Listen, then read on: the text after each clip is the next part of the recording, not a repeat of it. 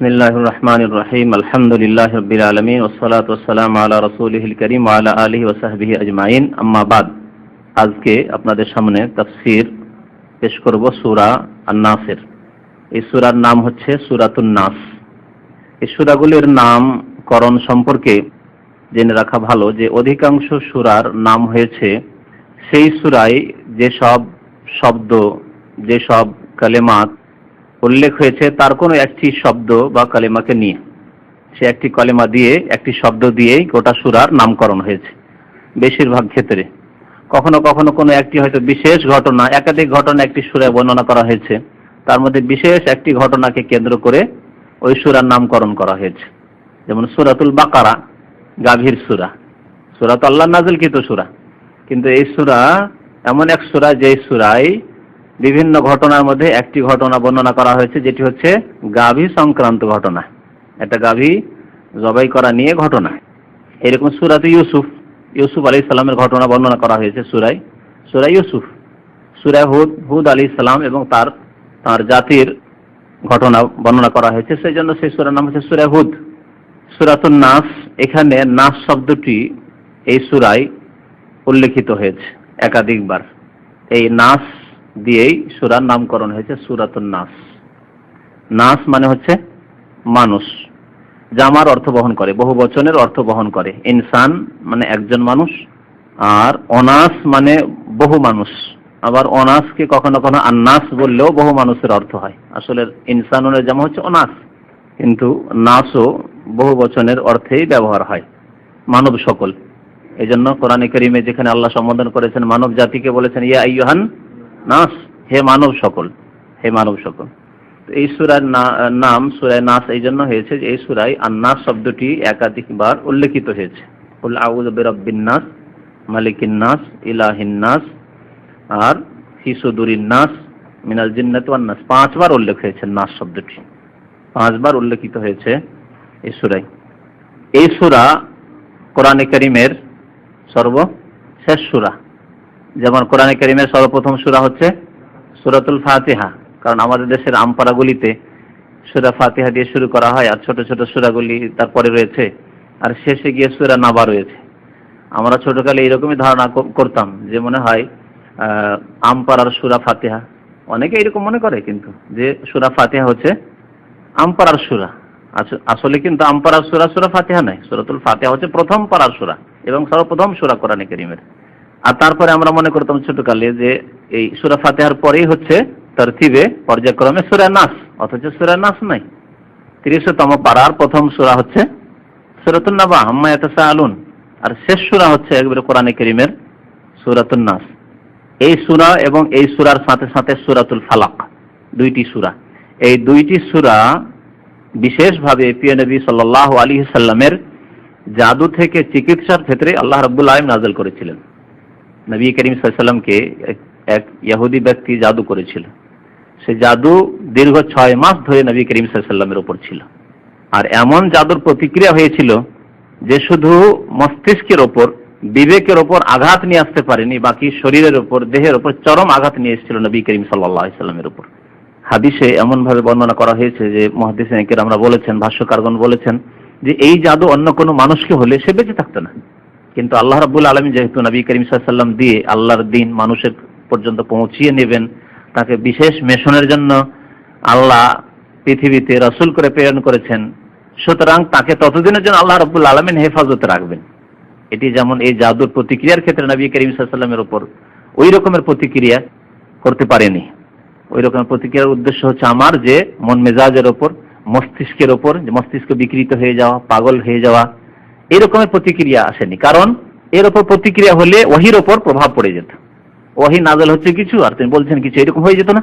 কারণ একজন মানুষ মস্তিষ্ক বিকৃত মানুষ, পাগল মানুষ কথা বলে, তার কথার কোনো ব্যালেন্স থাকে না। এই জন্য আল্লাহ রাব্বুল আলামিন তার এই দিকটা হেফাজতে রেখেছিলেন, জাদুর প্রভাব তার উপর পড়তে পারেনি। প্রভাব পড়েছিল কিসের ওপর? স্বাস্থ্যের ওপর, শরীরের উপর চরম প্রভাব পড়েছিল নবী করিম সাল্লাল্লাহু আলাইহি ওয়াসাল্লামের উপর। এইরকমই বিষ, এক ইহুদি মহিলা যে নবী করিম সাল্লাল্লাহু আলাইহি ওয়াসাল্লামকে বিষ মাখানো পায়া দিয়েছিল দাওয়াত করে, সাহাবায়ে কেরামরা যারা এই তার সাথে এই গোশত বা পায়া খেয়েছিলেন সবাই ইন্তেকাল করেছিলেন। বেশ কয়েকজন ইন্তেকাল করেছিলেন, মুসলিম শরীফের রিওয়ায়েতে রয়েছে। তার মধ্যে একজন ছিল বিশ ইবনে বারা ইবনে মারুর রাদিয়াল্লাহু তাআলা আনহু, ইন্তেকাল করেছিলেন। নবী করিম সাল্লাল্লাহু আলাইহি ওয়াসাল্লাম বিষ মাখানো পায়ে খেয়েছিলেন, কিন্তু তার উপর এই বিষের প্রতিক্রিয়া তখনকার মতো আল্লাহ হতে দেননি। যে আল্লাহ রাব্বুল আলামিন সবকিছুর মালিক, তিনি সেই বিষের প্রতিক্রিয়াকে নিয়ে নিয়েছিলেন যে নবী সাল্লাল্লাহু আলাইহি ওয়াসাল্লামের উপর এর প্রতিক্রিয়া হবে না, কারণ আল্লাহ রাব্বুল আলামিন তার দ্বারা দ্বীনের তাবলীগ, দ্বীনের প্রচার, দ্বীন মানব জাতি পর্যন্ত পৌঁছে নেবেন। যখন আলিয়াউমা আকমালতু লাকুম দীনাকুম, দ্বীন এখন পূর্ণতা লাভ করেছে, দ্বীনকে সম্পূর্ণরূপে নবী করিম সাল্লাল্লাহু আলাইহি ওয়াসাল্লাম মানব জাতি পর্যন্ত পৌঁছে দিয়েছেন। বিদায় হজ হয়ে গেল, এই আয়াত নাযিল হয়ে গেল। তারপরে নবী সাল্লাল্লাহু আলাইহি ওয়াসাল্লাম মদিনা ফেরার পরে কিছুদিন পরেই যখন অসুস্থ হয়ে পড়লেন, তখন নবী করিম সাল্লাল্লাহু আলাইহি ওয়াসাল্লাম বলেছিলেন এই কথা যে আমি এখন সেই বিষ, যে বিষ মাখানো পায়া খেয়েছিলাম, সেই বিষের কষ্ট অনুভব করছি। আবার ফিরে এসেছে, তার প্রতিক্রিয়া ফিরে এসেছে এবং বড় কষ্ট অনুভব করেছিলেন নবী করিম সাল্লাল্লাহু আলাইহি ওয়াসাল্লাম সেই বিষাক্ত পায়া খাওয়ার জন্য। তো এই দুইটি সূরা আল্লাহ রাব্বুল আলামিন নাযিল করেছেন নবী করিম সাল্লাল্লাহু আলাইহি ওয়াসাল্লামের জাদু থেকে চিকিৎসার জন্য। এই ক্ষেত্রে নাযিল হয়েছে।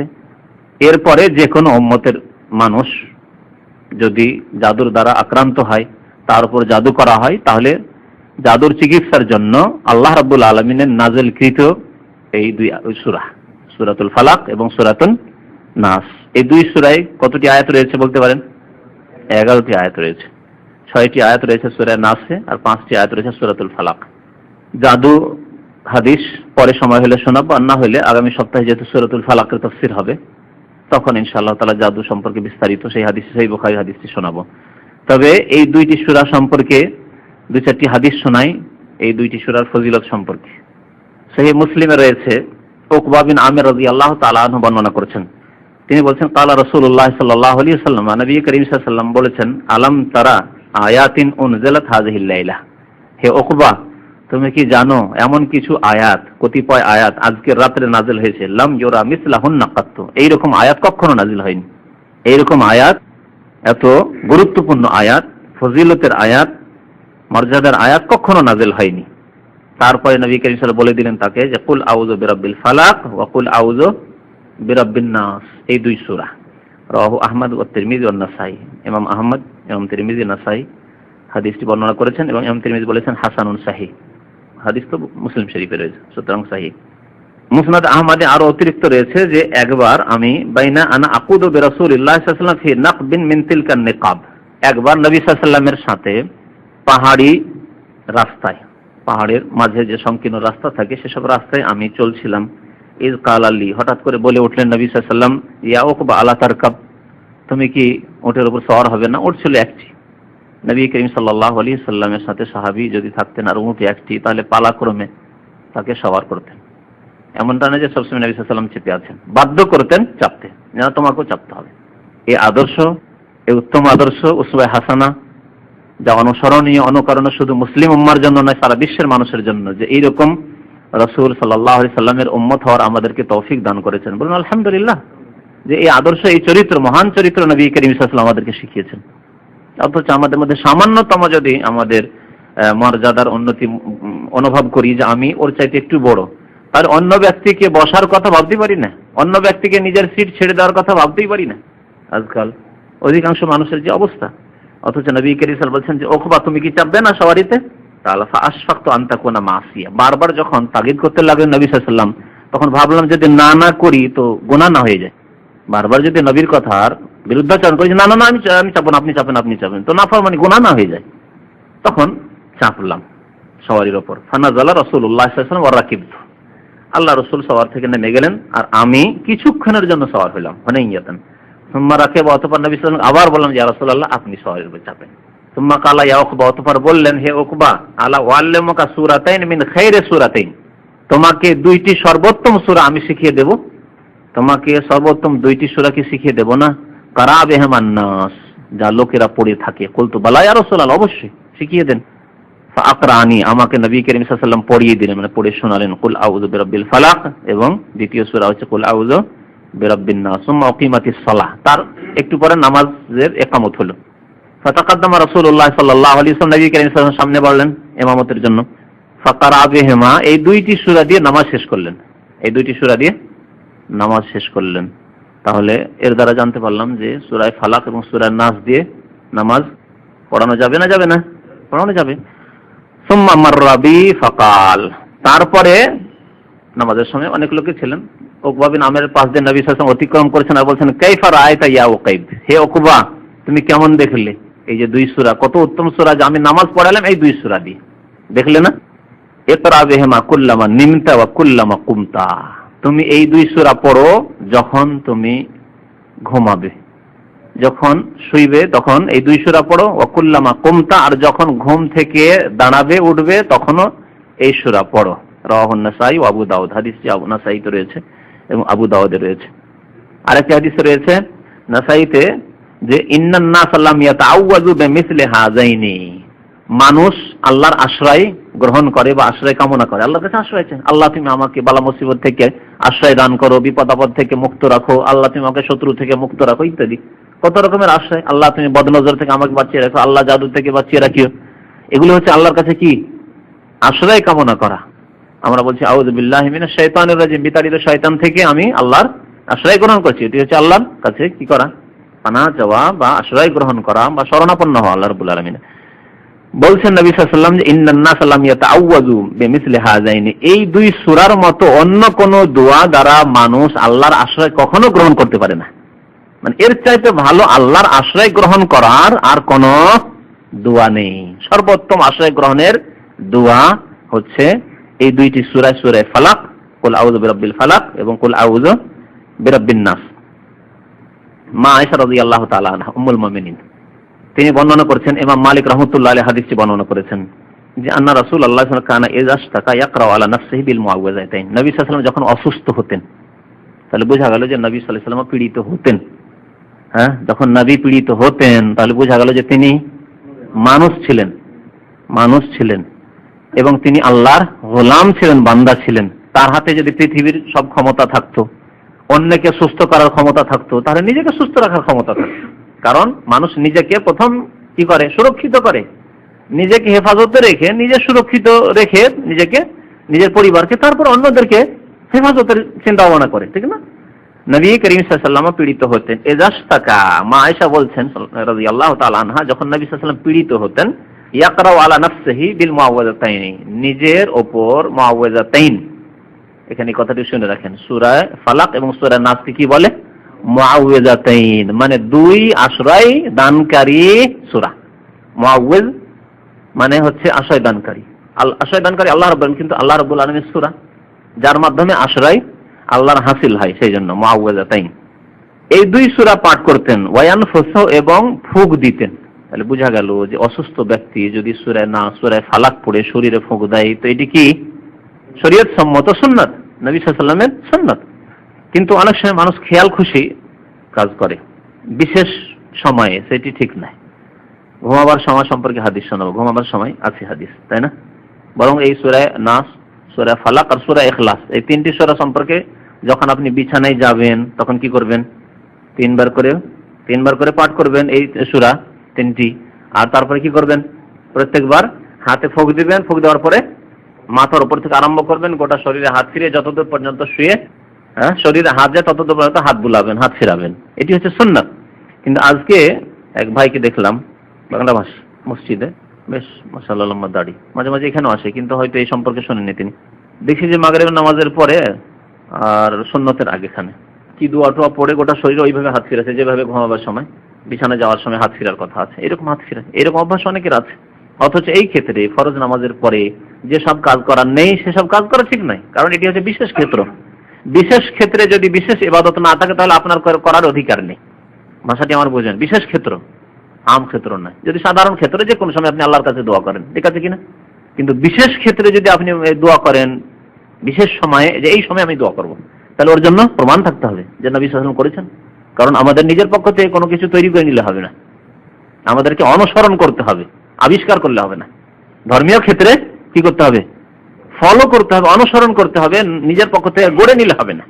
সুতরাং এই ক্ষেত্রে যে হাত ফেরানো, যদিও সূরা নাস ফালাক পড়ে হাত ফেরাক, আর যদি নামাজের পরে করে খাস ক্ষেত্রে, বিশেষ ক্ষেত্রে, তাহলে করা যাবে না, কারণ এটি বিশেষ ক্ষেত্র। এই ক্ষেত্রে তাই করা যাবে যা নবী সাল্লাল্লাহু আলাইহি ওয়াসাল্লাম করেছেন, জিকির আজকার করেছেন, ইস্তিগফার করেছেন, যে সব দোয়াগুলি পড়েছেন, এমনকি আয়াতুল কুরসি পড়েছেন, কিন্তু ফোঁক দেননি শরীরে। ফোঁক দেবেন না আপনি, কিন্তু আপনি ঘুমাবার সময় ফোঁক দেওয়ার প্রমাণ। তারপর অসুস্থ ব্যক্তি অসুস্থ আছে, সে ফোঁক দিবে নিজের শরীরে। নবী সাল্লাল্লাহু আলাইহি ওয়াসাল্লাম নিজে ফোঁক দিতেন। ফালাম মাস্তাদ্দা ওয়াজউহু, শেষ সময়ে নবী সাল্লাল্লাহু আলাইহি ওয়াসাল্লামের জীবনের শেষ সময়ে যখন ব্যাধি অত্যন্ত বেশি বেড়ে গেল, কুনতু আকরাউ আলাইহি বিল মুআউযিজাত, তখন নবী করিম সাল্লাল্লাহু আলাইহি ওয়াসাল্লাম নিজে তেলাওয়াত করতে পারছিলেন না তেলাওয়াত করতে। মা আয়েশা রাদিয়াল্লাহু তাআলা আনহা বলছেন যে তখন আমি তেলাওয়াত করে সূরা নাস এবং ফালাক তেলাওয়াত করে কি করতাম, নবী সাল্লাল্লাহু আলাইহি ওয়াসাল্লামের হাতে ফুঁক দিয়ে তার মোবারক হাতটি শরীরে কি করতাম, বুলিয়ে দিতাম, ফিরিয়ে দিতাম। কি জন্য? যে তার হাত আমার হাত চাইতে বেশি বরকতময়, সুতরাং তার হাত দ্বারা হাত ফেরানো হোক, এটি আমি চাইতাম। কুনতু আকরা আলাইহি, আমি পাঠ করতাম বিল মুআউযিজাত মানে সূরা নাস এবং ফালাক। আর ও আমসাহু বিয়াদিহি আলাইহি, নবী সাল্লাল্লাহু আলাইহি ওয়াসাল্লামের হাত দ্বারা তার উপর হাত ফিরিয়ে দিতাম। রাজা বারকাতিহা, তার হাতের বরকতের আশায়, যে বেশি বরকত হাসিল হবে তাহলে তার মোবারক হাত যদি ফেরানো হয়। ইমাম বুখারী, আবু দাউদ, নাসাঈ আরো বর্ণনা করেছেন যে নবী করিম সাল্লাল্লাহু আলাইহি ওয়াসাল্লাম কানা ইয়াতাআওয়াযু মিন আয়ুনিল জান ওয়া আয়ুনিল ইনসান, নবী সাল্লাল্লাহু আলাইহি ওয়াসাল্লাম মানুষের বদনজর থেকে এবং জিনের বদনজর থেকে। বদনজরের ব্যাপারটি খুব মারাত্মক ব্যাপার, কিন্তু বদনজর, যে ব্যক্তি হিংসুটে নজর নিয়ে কোনো কিছুর উপর দেখে, তার উপর বদনজর লেগে সে মরেও যেতে পারে, অক্ষম হয়ে যেতে পারে। এমনকি ওলামারা লিখেছেন যে শুধু মানুষের উপর নাই, মানুষের উপর, মানুষের গাছের উপর, গাড়ির উপর, ছেলে মেয়েদের উপর, বড়দের উপর, এমন গরু ছাগলের উপর, উটের উপর, যে কোনো পশুর উপর যদি নজর লেগে যায়, আর হিংসুটে নজর, আরে এত সুন্দর ছেলে অমুকের, এত সুন্দর গাড়ি, তাহলে বদনজর লেগে যাওয়ার খুব সম্ভাবনা আছে। সেই জন্য কোনো ভালো কিছু কোনো ভাইয়ের দেখলে কি বলতে হবে? মাশাআল্লাহ, মাশাআল্লাহ, আল্লাহ যা চেয়েছেন, যাকে চেয়েছেন তাকে দিয়েছেন। আল্লাহ তাকে নতুন গাড়ি চেয়েছেন, নতুন গাড়ি দিয়েছেন, তাকে নতুন বাড়ি চেয়েছেন, তাকে দিয়েছেন, আমাকে দেননি, আলহামদুলিল্লাহ। জি না, সত্যি কথা হচ্ছে যে বদনজর, নবী সাল্লাল্লাহু আলাইহি ওয়াসাল্লাম বলেছেন আল আইনু হাক্কুন, সহিহ হাদিস, বদনজর হচ্ছে সত্য, বদনজর লাগা হচ্ছে সত্য, কিন্তু নজর দিলেই লাগবে না যদি হিংসুটে অন্তর নিয়ে, মনোভাব নিয়ে যদি তাকায় তাহলে। আর কিছু লোক আছে যাদের নজর খুব তাড়াতাড়ি লেগে যায়, আর তাদের অন্তরে হিংসা খুব দানা বেঁধে থাকে। কারো উন্নতি দেখতে পারে না, কারো সুন্দর ছেলে মেয়ে দেখতে পারে না, কারো ফলমূল দেখতে পারে না, কারো ভালো গাড়ি দেখতে পারে না, আরে এই এত ভালো গাড়ি কিনে ফেলেছে, এইরকম ধরনের কথাবার্তা, এত ভালো গাড়ি, এত নতুন মডেল গাড়ি কিনে ফেলেছে তুমি। এই ক্ষেত্রে বেশি আশঙ্কা থাকে। এই জন্য আল্লাহর জিকির আজকার করতে হবে। এই জন্য মাশাআল্লাহ, আল্লাহ যা চেয়েছেন তা দিয়েছেন, আলহামদুলিল্লাহ। আল্লাহ তোমাকে চেয়েছেন, তোমাকে দিয়েছেন, কালকে চাইলে আল্লাহ আপনাকে দেবেন, আমাকে দেবেন। জি, ভূমিকা স্বরূপ এই সূরাগুলির ফজিলত, সূরা ফালাক এবং নাসের ফজিলত এই জন্য বললাম, যাতে করে এগুলি সুন্নাত মোতাবেক আমরা আমল করি। বিশেষ করে ঘুমাবার সময় দুটি ক্ষেত্রে মনে রাখবেন। আর একটি সময় হচ্ছে নামাজের পরে, আরেকটি সময় হচ্ছে নামাজের পরে এই সূরাগুলি পড়া একবার করে, আর ফজর নামাজ আর মাগরিবের নামাজ হলে 3 বার করে পড়বেন।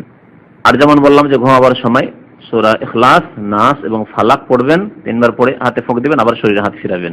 এই দুইটি আমল অবশ্যই করবেন ইনশাআল্লাহ তাআলা। আল্লাহ রাব্বুল আলামিন জিনদের বদনজর থেকে, মানুষের বদনজর থেকে বাঁচিয়ে রাখবে। নবী করিম সাল্লাল্লাহু আলাইহি ওয়াসাল্লাম প্রথম দিকে জিন এবং মানুষের বদনজর থেকে এমনি আল্লাহ পানাহ চাইতেন, আউযু বিল্লাহি মিন আয়ুনিল জান, আল্লাহ জিনের বদনজর থেকে বাঁচিয়ে রাখিও, আল্লাহ মানুষের বদনজর থেকে, কুদৃষ্টি থেকে বাঁচিয়ে রাখিও।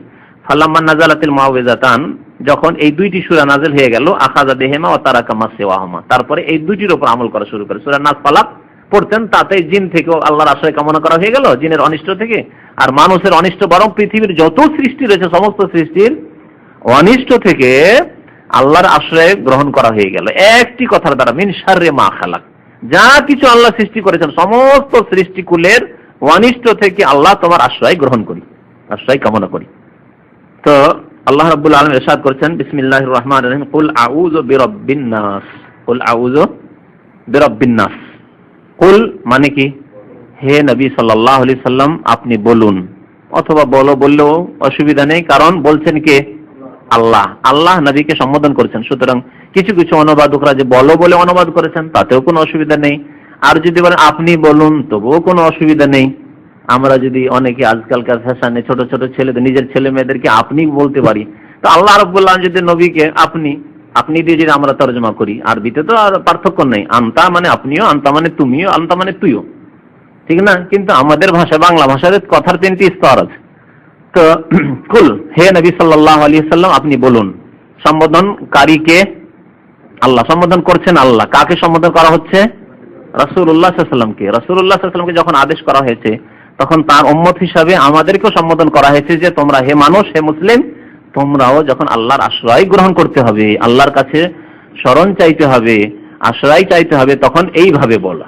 সূরা ফালাক এবং নাস পড়ে বলো, আউযু বিরাব্বিন নাস, আমি আশ্রয় গ্রহণ করি, আশ্রয় কামনা করি যদি বলেন অসুবিধা নেই, কিন্তু আস্তাইযু মানে আশ্রয় গ্রহণ করি বা কামনা করি, আর আউযু মানে আশ্রয় গ্রহণ করি। আমি শরণ নি, শরণ নেওয়া মানে পানাহ নেওয়া, চাওয়া বা পানাহ নেওয়া, আশ্রয় নেওয়া।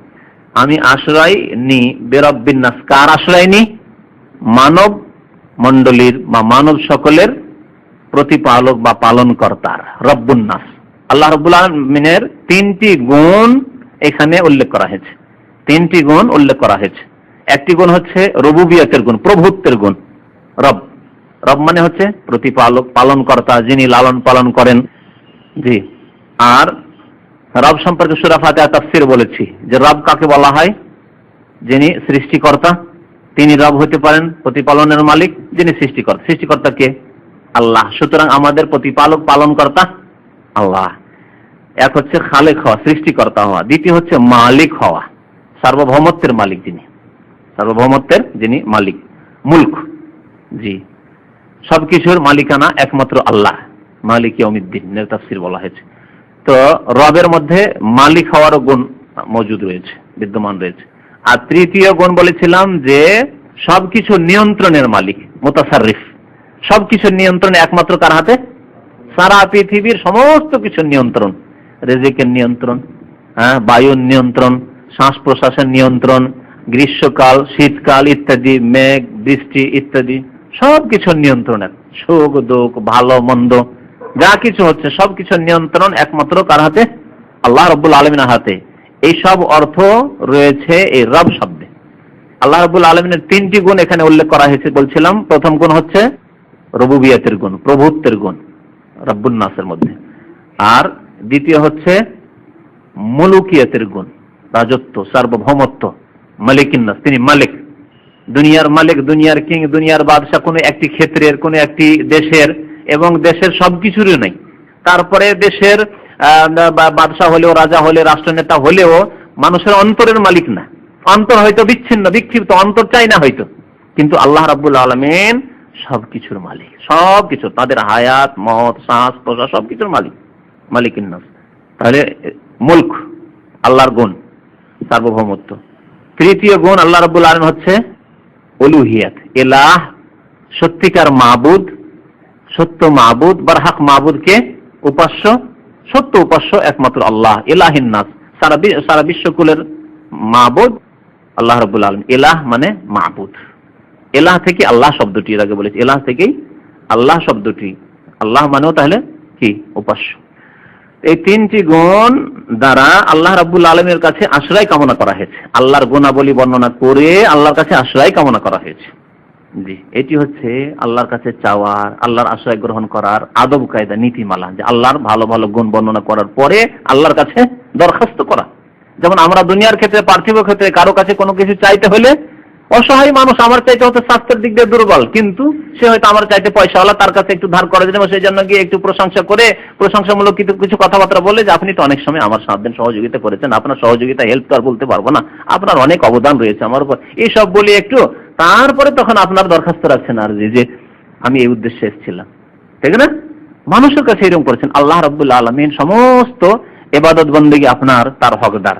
সুতরাং তার ভালো ভালো গুণাবলী বর্ণনা করে আল্লাহর কাছে চাইতে হবে, এই শিক্ষা আল্লাহ এই সূরার মাধ্যমে দিয়েছেন।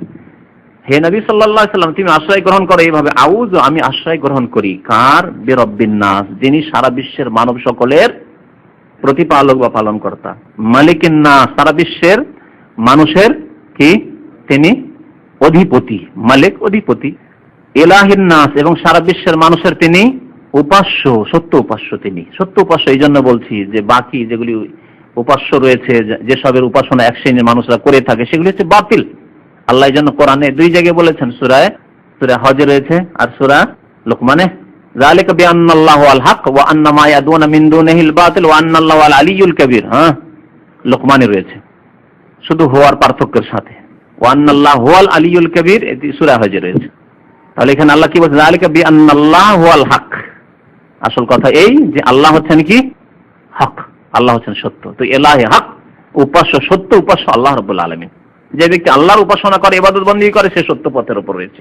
আর যে ব্যক্তি দেবী দেবতার উপাসনা করে, দেবী দেবতার সামনে আরজি করে, দরখাস্ত করে, যেই ব্যক্তি কবর মাজারের কাছে গিয়ে দরখাস্ত করে, যে ব্যক্তি চিশতি জিলানির কাছে গিয়ে দরখাস্ত করে যে আমাকে সন্তান দাও, আমার রোগ ভালো করে দাও, আল্লাহ ছাড়া অন্যের কাছে কোনো জীবিত মৃত যে কারো কাছে কারো শরণাপন্ন হয়, ওয়া আন্না মা ইয়াদুনা মিন দুনিহিল বাতিল, আল্লাহ ছাড়া অন্যকে যে আহ্বান করে থাকে এক শ্রেণীর লোকেরা, তা হচ্ছে বাতিল। তাহলে বাতিল উপাস্য রয়েছে তা অস্বীকার করতে হবে, এবং হক উপাস্য আল্লাহ রাব্বুল আলামিন, তার ইবাদত করতে হবে। তাহলে হবে আল্লাহর একত্ব প্রতিষ্ঠা, ইলাহিন নাস হয়ে গেল। আল্লাহ রাব্বুল আলামিন তিনটি গুণ দ্বারা আল্লাহর কাছে আশ্রয় গ্রহণ করলেন। কি থেকে আশ্রয় গ্রহণ করছেন এখনো কিন্তু বলা হয়নি। হে নবী বলো কি যে আমি আশ্রয় গ্রহণ করছি। কি থেকে বলা হয়েছে এখনো বলা হয়, এখন বলা হচ্ছে মিন শাররিল ওয়াসওয়াসিল খান্নাস আল্লাযী ইউওয়াসওয়িসু ফি সুদুরিন নাস মিনাল জিন্নাতি ওয়ান নাস। এখানে আশ্রয় গ্রহণ করা হয়েছে মাত্র একটি শ্রেণী থেকে, আল ওয়াসওয়াস আল খান্নাস, আর তার গুণ বর্ণনা করা হয়েছে আল্লাযী ইউওয়াসওয়িসু ফি সুদুরিন নাস মিনাল জিন্নাতি ওয়ান নাস বলে, বুঝছেন? আর এমন একটা বস্তু থেকে বা এমন এক জিনিস থেকে আশ্রয় গ্রহণ করা হয়েছে আল্লাহ রাব্বুল আলামিনের, যা মানুষের ক্ষতি সাধনের জন্য, সার্বিক ক্ষতি সাধনের জন্য, দুনিয়া ক্ষেত্রে ক্ষতি করার জন্য, ধর্মের ক্ষেত্রে ক্ষতি করার জন্য, আখিরাতকে ধ্বংস করে দেওয়ার জন্য রাত দিন সবসময় লেগে আছে। আর এমন ভাবে লেগে আছে যে আল্লাহ রাব্বুল আলামিনের কাছ থেকে ছাড় নিয়ে এনেছে যে মানব জাতির যাতে করে রক্তের সাথে সাথে আমি চলতে পারি, রক্তের মধ্যে একাকার হয়ে মিশে যেতে পারি। নবী করিম সাল্লাল্লাহু আলাইহি ওয়াসাল্লাম তাই একটি হাদিস বলেছে, ইন্নাশ শায়তান ইয়াজরি মিন ইবনি আদম মাজরাদ দাম, শয়তান আদম সন্তানের সঙ্গে চলাফেরা করে, বসবাস করে, ইয়াজরি দৌড় দেয় শয়তান। কিসের সাথে? মাজরাদ দাম, রক্ত যেমন দৌড় দিচ্ছে শরীরে, রক্ত যেভাবে চলাচল করছে শরীরে, এই রক্তের সাথে সাথে শয়তান আপনার ভিতরে আমার ভিতরে ঢুকে আছে। এই হাদিসটি যখন নবী করিম সাল্লাল্লাহু আলাইহি ওয়াসাল্লাম শোনালেন সাহাবায়ে কেরামদেরকে, তার সাথে আরেকটি হাদিস শুনিয়েছিলেন। হাদিসটি শোনাচ্ছি আপনাকে। একটি হাদিসে আছে যে নবী সাল্লাল্লাহু আলাইহি ওয়াসাল্লাম বলছেন, মা মিন আহাদিন মিন বানি আদম ইল্লা ওয়ালাহু কারিনুন ইউযায়্যিনু লাহুল ফাওয়াহিশ ওয়ালা ইয়ালুহু জুহদান ফিল খাবাল। মা মিনকুম মিন আহাদিন, তোমাদের মধ্যে এমন কোন লোক নেই, ইল্লা ওয়াকাদ উকিলা বিহি কারিনুহু, তার উপর একজন সঙ্গী নিযুক্ত করা হয়েছে, বা তার সাথে একজন তার সঙ্গী, কারিন, কারিন মানে সঙ্গী হয়, যে তার সাথে মিলে থাকে। এই জন্য হজে কেরানকে কেরান বলে, হজ উমরাকে একসাথে মিলানো হয়, কারান একরান মানে মিলিয়ে নেওয়া। তো কারিন মানে সঙ্গী। কালা কারিনহু রব্বানা মা আতগাইতুহু ওয়ালাকিন কানা ফি দালালিম বাইদ। এই শয়তানের কথা আল্লাহ সূরা কাফে বলেছেন যে কাল কিয়ামতে ওই শয়তান বলবে, রব কালা কারিনহু রব্বানা মা আতগাইতু, আল্লাহ আমি ওকে জবরদস্তি করে গোমরা করেছি, কোনোদিন বেঁধে রেখেছিলাম যে তোমাকে নামাজ পড়তে যেতে দেবো না। হাত পা কোনোদিন শয়তান বেঁধে রাখে কি? কখনো বেঁধে রাখে না। বাহ্যিক দেখবেন যে খোলা আছে, যে নামাজ পড়তে যাচ্ছে তারও হাত পা খোলা আছে, যে ব্যক্তি এখানে বসে আছে তারও হাত পা খোলা, যে ঘুমিয়ে আছে তারও হাত পা খোলা আছে, যে টিভি দেখছে তারও হাত পা খোলা আছে, আর যে ব্যক্তি নামাজ পড়তে তারও হাত পা খোলা আছে, ফ্রি। তাহলে এইরকম ধারণা যে আল্লাহ শক্তি দিলে তো নামাজ পড়তাম, শক্তি দেয়নি, তা তোমার আছে কি না? শয়তান যে পথভ্রষ্ট করে, তো শয়তান কিন্তু হাত পা বেঁধে একবারে পথভ্রষ্ট করে, জবরদস্তি করে নাই, বাই ফোর্স নাই। কিসের মাধ্যমে? তাহলে আল ওয়াসওয়াস আল খান্নাস, আত্মগোপন করে থাকে আর কুমন্ত্রণা দিতে থাকে, প্রকাশের সামনে আসে না। কিন্তু কোনোদিন সামনে কোনোদিন ইবলিস শয়তান কারো কোনো মানুষের সামনে আসেনি, আর এসে বলেনি যে হেলাল তোমাকে দেখো, তোমাকে আজকে ফজরে যেতে দেব না, বলেছে কোনোদিন? কখনো না। সামনে প্রকাশ কোনোদিন শয়তান হয়নি, হবে না। কিন্তু আত্মগোপন করে থাকবে আর কুমন্ত্রণা দিতে থাকবে। আল ওয়াসওয়াস আল খান্নাসের অর্থ এই। তো নবী সাল্লাল্লাহু আলাইহি ওয়াসাল্লাম বলছেন যে এমন কোন মানুষ নেই যে যার সাথে তার এক সঙ্গীকে নিযুক্ত করা হয়নি, সঙ্গী নিযুক্ত করা হয়েছে। সেই সঙ্গীকে জিনদের মধ্যে থেকে এক সঙ্গী, শয়তানের চেলা, ও বড় শয়তান ইবলিস যে আছে ওর চেলা, ওর বংশধর। কালু, তখন সাহাবারা জিজ্ঞাসা করলেন যে এমন কোন মানুষ নেই, যখন বললেন তাহলে ওয়ালা আনতা, আপনিও কি, আপনারও সাথে কি এক সঙ্গী আছে নাকি তাহলে জিন বা শয়তান? শোনেন তাহলে মজার কথা। কালু, তারা বলে ওয়া আনতা ইয়া রাসূলুল্লাহ, তাহলে আপনার অবস্থা কি, আপনার সাথেও কি এইরকম? আপনার প্রত্যেকে যখন জন্ম নেয় তখনই কিন্তু এই সঙ্গীকে নিযুক্ত করে দেওয়া হয়। দেখো অমুক ছেলে জন্ম নিল, তার নাম রাখা হয়েছে অমুক, অমুক বাড়িতে একটা ছেলে জন্ম নিয়েছে, একটা মেয়ে জন্ম নিয়েছে, ওর সাথে এই জিন, তুমি ওর সাথে। লাগিয়ে দেওয়া হয়েছে সেই দিন থেকে, প্রত্যেকের সাথে আছে। সাহাবারা প্রশ্ন করলেন যে ওয়া আনতা ইয়া রাসূলুল্লাহ, আপনার সাথে কি জিন নিযুক্ত করা আছে নাকি? বলেন নাম, হ্যাঁ আমার সাথে এক জিন নিযুক্ত করা আছে, বুখারী শরীফের হাদিস। ইল্লা, তবে, এই তবেতে পার্থক্য আছে। জি অবশ্যই পার্থক্য আছে, কিন্তু মানুষ হওয়া হিসাবে সঙ্গী নিযুক্ত আছে, তিনি মানুষ, এই জন্য আমরা আল্লাহর গোলাম আর তিনি আল্লাহর গোলাম। কিন্তু পার্থক্য কোথায়? আব্দুর পরে কি বলছি? রাসূল, রাসূল, তিনি রাসূল, পার্থক্য, অনেক পার্থক্য হয়ে গেল। এখানেও এরকমই, আমাদের সাথে এক জিন নিযুক্ত করা আছে, প্রত্যেকের সাথে। নবী সাল্লাল্লাহু আলাইহি ওয়াসাল্লামের সাথেও আল্লাহ নিযুক্ত করেছিলেন, ইল্লা আন্নাল্লাহ আ'আনানি আলাইহি, তবে আল্লাহ আমাকে তার উপর সাহায্য করেছেন। স্পেশাল সাহায্য আল্লাহ করেছেন নবী মুহাম্মদ সাল্লাল্লাহু আলাইহি ওয়াসাল্লামকে, হেল্প করেছেন। এই সাহায্যের দ্বারা কি হয়েছে? ফা আসলামা। এই ফা আসলামার দুইটি ব্যাখ্যা করা হয়েছে এই হাদিসে, শুনে রাখেন, বলবেন না। ফা আসলামা, সুতরাং ওই জিন, যেই জিনকে আমাকে পথভ্রষ্ট করার জন্য নিযুক্ত করা হয়েছিল, সে মুসলমান হয়ে গেছে, সেই কলেমা পড়ে মুসলমান হয়ে গেছে। জিনেরা নবী সাল্লাল্লাহু আলাইহি ওয়াসাল্লামের হাতে মুসলমান হয়েছিল না হয়নি? সূরা জিন তাদের সম্পর্কে নাযিল হয়েছে। এভাবে সূরা আকাফে জিনদের মুসলমান হওয়া সম্পর্কে আয়াত আছে, ওয়া ইসরাফনা ইলাইকা নাফারাম মিনাল জিন্নি ইয়াসতামিউনাল কোরআন, তারা কোরআন শুনতো। তারপরে নিজের জাতির কাছে এসে বললো যে আমরা খুব সুন্দর কোরআন শুনে এলাম, সুতরাং তোমরা মুসলমান হয়ে যাও। তাহলে ইসলাম গ্রহণ করেছে তারা। তো এই জিন, যেই জিনকে নবী সাল্লাল্লাহু আলাইহি ওয়াসাল্লামের উপর নিযুক্ত করা হয়েছিল, সেই জিন কিন্তু মুসলমান হয়ে গেছে। আসলামা মানে, আরেকটি অর্থ করা হয়েছে আসলামা মানে আল্লাহ আমাকে এত সাহায্য করেছেন, সেই শয়তান মুসলমান তো হয়নি, কিন্তু আসলামা মানে আমি নিরাপদ থাকি। ওয়াহিদ মুতাকাল্লিমের সেগা মুজারের, আর আগেরটি ছিল মাজির সেগা। আসলামা মানে সে মুসলিম হয়ে গেছে, মাজির সেগা আসলামা ইসলাম, ইসলামান, ইসলাম থেকে। আর আসলামা মানে সালেমা থেকে, সালেমা মানে নিরাপদ থাকা, সালেমা আসলামা থেকে। ওয়াহিদ মুতাকাল্লিম হচ্ছে আসলামা মানে আফতাহর জানে, গ্রামার তো বুঝছেন আপনারা, তাই না হাফিজ সাহেবরা? আসলামা, সুতরাং আমি নিরাপদ থাকি, ওই শয়তান আমার ক্ষতি করতে পারে না, আমাকে পথভ্রষ্ট করতে পারে না, আমাকে কুমন্ত্রণা দিতে পারে না, আমাকে খারাপের দিকে আমার মনকে নিয়ে যেতে পারে না। অন্যদেরকে না পারে, তাদের মধ্যে আপ ডাউন হয়, আপ ডাউন হয়। যতই ভালো মানুষ হোক, একটু ইমানে আপ ডাউন হয়, আমলে আপ ডাউন হয়, কখনো খুব উন্নত, কখনো গাফিলতি, অলসতা। জি এই শয়তানের পক্ষ থেকে, যে শয়তান সঙ্গী হিসাবে নিযুক্ত করা হয়েছে। নবী সাল্লাল্লাহু আলাইহি ওয়াসাল্লাম বলছেন ফা আসলাম, সুতরাং আমি তা থেকে নিরাপদ থাকি। ফালা ইয়ামুরুনি ইল্লা বিখাইর, সুতরাং যেই শয়তান খারাপ কাজের জন্য নিযুক্ত হয়েছিল, খারাপ কুমন্ত্রণা দেওয়ার জন্য, সেই ব্যক্তি, সেই শয়তান আমাকে ভালো ছাড়া খারাপের আদেশ করতে পারে না। ভালোই পরামর্শ দেয়, মুসলমান হয়ে যাওয়ার পরে ভালো পরামর্শ দেয়, অথবা এত নিরাপদ আমাকে আল্লাহ করে দিয়েছেন যে সে আমাকে খারাপ হইলেও ভালো পরামর্শ দেয়। খারাপ মানুষ অনেক সময় ভালো পরামর্শ দেয়, জানেন না? জানেন না? যদি দেখে যে এই লোকটিকে খারাপ পথে নিয়ে যেতে পারবো না, তখন খারাপ চোর ডাকাত ভালো মানুষকে ভালো পরামর্শ দেয়। আমরা দেখেছি অনেক সময় খারাপ মানুষ সে বলছে যে দেখেন আপনাদের মতো লোক এখানে না আসে ভালো, আমরা খারাপ, আপনাদের মতো লোককে একটু পবিত্র থাকতে হবে সব জায়গা থেকে। বলে না খারাপ লোকেরা? খারাপ হওয়া সত্য সে বলবেন আপনি এসে বসে যান। একজন ধার্মিক লোককে জানে যে একে তো খারাপ করতে পারবো না, সে বসাইতে পারবো না, সুতরাং হুজুর দেখেন আপনি একটু দূরেই থাকেন এইসব থেকে, এইসব খুব খারাপ লোকেরা, এইসব মজলিস থেকে এইসব দূরে থাকাই ভালো আপনার। তাহলে খারাপ লোকও ভালো পরামর্শ দেয়। এর খুব প্রাচীন ইতিহাসও খুব প্রমাণ আছে। ইমাম আহমদ রহমতুল্লাহ আলাইহির উপর যখন জুলম অত্যাচার চলছিল, কোরআন মখলুক না গায়ের মখলুক নিয়ে, এই নিয়ে খুব জুলম অত্যাচার চলছিল, মামুন এই মুতাজিলি গুমরাহ রাজার পক্ষ থেকে, হারুন রশিদ, বাদশাহ হারুন রশিদ রহমতুল্লাহ আলাইহির ছেলে গুমরাহ হয়ে গেছে, পথভ্রষ্ট হয়ে সে মুতাজিলি হয়ে গেছিল। সে বল যে স্বীকার না করবে তাকেই কষাঘাত করবো, খুব জুলম অত্যাচার করেছিল। ইমাম আহমদ রহমতুল্লাহ আলাইহির পদস্খলন ঘটবো অবস্থা ঘটতো না অবশ্য হয়তো, কিন্তু তাকে সান্ত্বনা দিতে তিনি বলছেন যে আমাকে অনেকেই সান্ত্বনা দিয়েছে, আর অনেক আলেমরা তো বিভ্রান্ত হয়ে গেছিল যে এই জুলুম অত্যাচার আর বরদাস্ত করতে পারবো না, রাজা বাদশাহ যা বলছে তাই শুনে নেবো, যা অন্তরে অন্তর যেখানে আছে, কিন্তু মুখে স্বীকার করেনি যে কোরআন আল্লাহর সৃষ্টি মখলুক। এক চোর, খুব বাগদাদের সবচেয়ে বড় চোর ছিল সে চোর ইমাম আহমদ রহমতুল্লাহ আলাইহির জিয়ারতে আসলে, এত বড় ইমাম তার উপর এত জুলম নির্যাতন হচ্ছে, আসার পরে সান্ত্বনা দিচ্ছে যে হে ইমাম, আপনি আল্লাহর রাস্তায় যেসব কষ্ট পাচ্ছেন এসব আল্লাহর রাস্তায়, আমরা চুরি করি, ডাকাতি করি, মার খাই, লাশ খাই, জুতা খাই, আর আপনি যা আপনার উপর যা জুলুম অত্যাচার হয়েছে তা আল্লাহর রাস্তায় হচ্ছে। সুতরাং আপনি যে কথার উপর আছেন অটল থাকেন, কারণ আপনার দিকে লক্ষ লক্ষ লক্ষ মানুষ চেয়ে আছে যে ইমাম আহমদ যা বলবে তাই আমরাও বলবো। ইমাম আহমদ যদি বলে যে কোরআন সৃষ্টি, কোরআন মাখলুক, তাহলে আমরাও বলবো। সবাই চেয়ে আছে আপনার দিকে, একজন ভালো আলেমের দিকে দেশ চেয়ে আছে, সমাজ চেয়ে আছে যে তিনি কি করছেন, তিনি কি বলছেন তা আমরাই করবো, কারণ আমরা তো বেশি বুঝি না। সান্ত্বনা দিতে এসেছিল একজন চোরও ভালো পরামর্শ দিতে এসেছিল।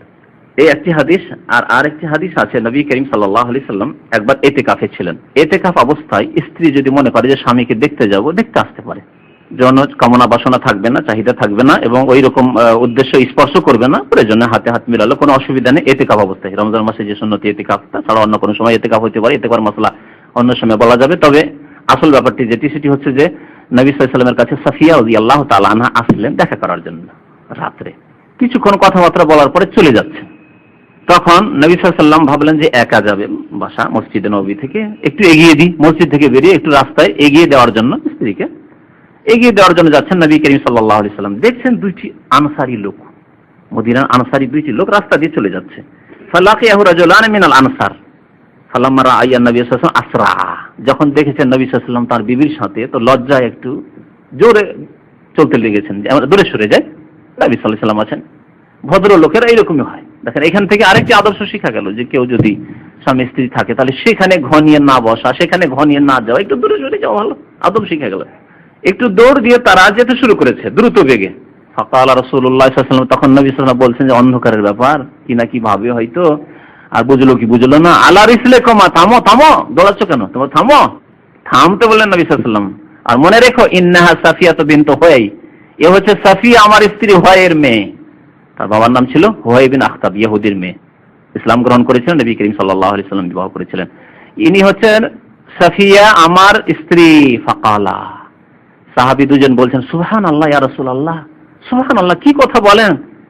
মানুষ যখন আশ্চর্য হয় তখন সুবহানাল্লাহ বলে। আল্লাহ পাক ও পবিত্র, আপনার সম্পর্কে আমরা এরকম কল্পনা করতে পারি, কি বলছেন, বলার প্রয়োজন যে এই সাফিয়া আপনার সাথে আছে, কেউ আছে, সাফিয়া হোক অন্য কেউ হোক, আছে কেউ আছে, আমাদের অন্তরে কি এরকম কথাবার্তা আসতে পারে, কি আছে না আছে না।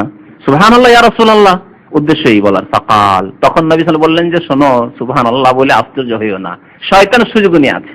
শয়তান হয়তো মনে কুমন্ত্রণা, ওয়াসওয়াস মিন শাররিল ওয়াসওয়াসিল খান্নাস, আত্মগোপন করে আছে, আর মনে শয়তানকে কুমন্ত্রণা দিচ্ছে যে জানি না নবী সাল্লাল্লাহু আলাইহি ওয়াসাল্লাম আমাদের খুব ভালো ভালো কথা বলছেন, কিন্তু তার সাথে কোন মহিলা যে এত রাতের অন্ধকারে ছিল, যদি এতটুকু চলে আসে তো কুফরি কাফের হয়ে যাবে তুমি একবারে, নবী সাল্লাল্লাহু আলাইহি ওয়াসাল্লাম সম্পর্কে সাবধান, ঈমান চলে যাবে। সুতরাং সাবধান, তোমাদের ভুল ভ্রম শয়তান যাতে করে তোমাদের মধ্যে সৃষ্টি না করতে পারে, ভুল ধারণা সৃষ্টি না করতে পারে, সেই জন্য বলছি ইন্নাহা সাফিয়া, হচ্ছে সাফিয়া। তারপরে বলছেন শোনো, ইন্না শায়তান ইয়াজরি মিন ইবনে আদম, আদম সন্তানের সাথে শয়তান চলাচল করে, কেমন মাজরাদ দাম, রক্তের সাথে চলাচল করে। ওয়া ইন্নী খাশিতু, আর আমাকে ভয় হলো, আন ইয়াকযিফা ফি কুলুবিকুম শাইআন, তোমাদের অন্তরে এমন কোন কুমন্ত্রণা সৃষ্টি করে দিতে পারে, তৈরি করে দিতে পারে। তো আল্লাহ রাব্বুল আলামিন আশ্রয় গ্রহণ করতে শিখিয়েছেন কি থেকে, মিন শাররিল ওয়াসওয়াসিল খান্নাস, শার মানে খারাপ বা অনিষ্ট, ওয়াসওয়াস শব্দটি মাসদার, ওর মানে হচ্ছে, ওর অর্থ হচ্ছে ইসিম ফাইলের, অর্থাৎ ওয়াসওয়াসা দানকারী, কুমন্ত্রণা দানকারী। আল খান্নাস, খানাসা মানে আত্মগোপন করা, সামনে প্রকাশ না হওয়া, একে বলা হয় খানাসা। ওখান থেকে খান্নাস মানে হচ্ছে আত্মগোপনকারী। তাহলে কিসের অনিষ্ট থেকে? আত্মগোপনকারী, কুমন্ত্রণা দানকারীর অনিষ্ট থেকে। আর এই দিক থেকে যদি অনুবাদ করেন বলবেন কুমন্ত্রণা দানকারী, আত্মগোপনকারী, কি শয়তানের কি থেকে? অনিষ্ট থেকে। উদ্দেশ্য শয়তান সম্পর্কে বলা, যে জিনের শয়তান, জিনদের মধ্যে কার শয়তান, যা সামনে এসে কথা বলে না, মানুষকে কুমন্ত্রণা দিতে থাকে। আল্লাযী ইউওয়াসওয়িসু ফী সুদুরিন নাস, যে আত্মগোপনকারী এবং ওয়াসওয়াসা কুমন্ত্রণা দানকারী, ওয়াসওয়াসা দিয়ে থাকে, কুমন্ত্রণা দিয়ে থাকে মানুষের অন্তর সমূহে, ফী সুদুরিন নাস, মানুষের অন্তরে, মিনাল জিন্নাতি ওয়ান নাস, জিনদের মধ্য থেকে হোক অথবা মানুষের মধ্য থেকে হোক। এখানে আরেকটু ব্যাপক করে দেওয়া হলো, যদিও ওয়াসওয়াস আল খান্নাস বেশিরভাগ হয়ে থাকে আত্মগোপন করে, কি করে থাকে, ওয়াসওয়াসা দিয়ে থাকে বেশিরভাগ কি জিন, কিন্তু মানুষের মধ্য থেকেও যে শয়তান হয় সেই দিকে ইঙ্গিত করার জন্য আল্লাহ রাব্বুল আলামিন বলেন মিনাল জিন্নাতি ওয়ান নাস, জিনদের মধ্য থেকেও হতে পারে, আর মানুষের মধ্য থেকেও কুমন্ত্রণা দানকারী হতে পারে, আর আত্মগোপনকারী হতে পারে। অনেক সময় খোলাখুলি না বললেও পাঁইতারাই লেগে আছে বারবার করে পথভ্রষ্ট করার জন্য, নিজে আসে না। অনেক বড় বড় যারা গোমরাহ তারা সরাসরি আপনার সাথে কথা বলেন, কিন্তু তাদের অনেক চালা, মানুষের মধ্যে থেকে অনেক চালা আছে, সেসব চালার মাধ্যমে আপনাকে পথভ্রষ্ট করার জন্য আপনার কাছে ব্লু ফিল্মের সিডি একটা পাঠিয়ে দিলাম। কথা বলছেন, আমরা জানি, আমাদের কাছে তো ওইসব পাঠাতে পারবেন, আমাদের কাছে কি পাঠায় জানেন?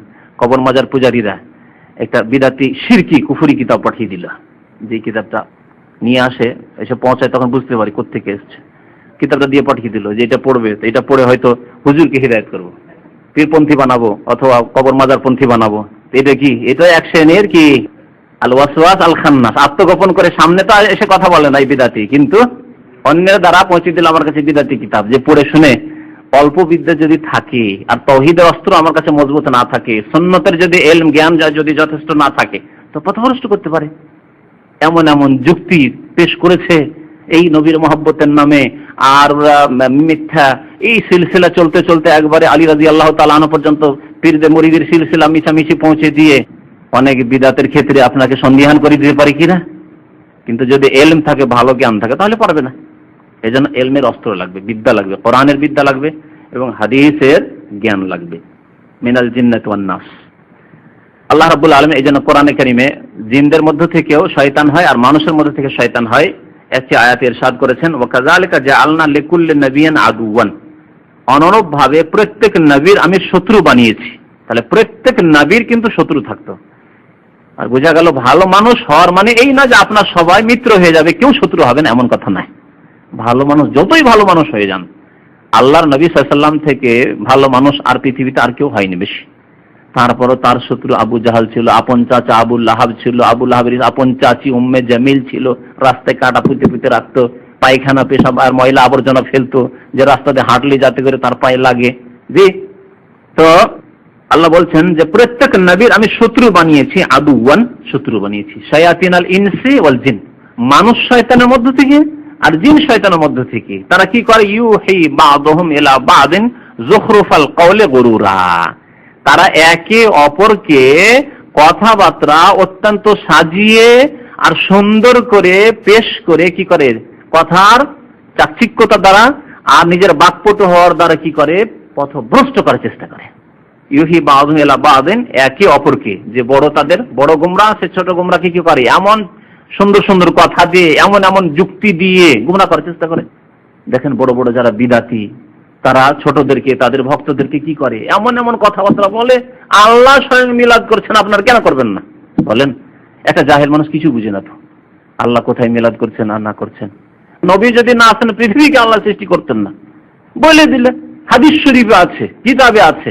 সাধারণ মানুষ, আরে হাদিসের নাম শুনলি তো ভয়ে কেঁপে একবারে, কোন হাদিস আছে কোনো খবর নেই, এই হাদিসের হদিসই নেই। কিন্তু জনসাধারণ, এত বড় আলেম যখন বলছেন, এত বড় হুজুর পীরে কিবলা যখন বলছেন, এতে কি আর ভুল হতে পারে? ভুলের কথা কল্পনার বাইরে, গোমরাহ হয়ে যায়। এগুলি কথা কি? যুখরুফাল কওল, অত্যন্ত সাজিয়ে কথাবার্তা বলা, বাকপটু, ভাষা খুব সুন্দর আর যুক্তি খুব সুন্দর। এসব যুক্তিতে মানুষ বিভ্রান্ত হয়ে যায়, গোমরাহ হয়ে যায়। দলিল কোথায় আছে, সঠিক কথা কোথায় আছে, নবীর তরিকা সুন্নাত কোথায় আছে, সব দিকে তাদের খেয়ালই থাকে না। যুখরুফাল কওলি গুরুরা ওয়ালাউ শাআ রাব্বুকা মা ফাআলু ফাযারহুম ওয়া মা ইফতারুন। বাকি আরো যে হাদিসগুলি রয়েছে সূরা ফালাক এবং নাস সংক্রান্ত, আগামী সপ্তাহে ইনশাআল্লাহ শুনুন।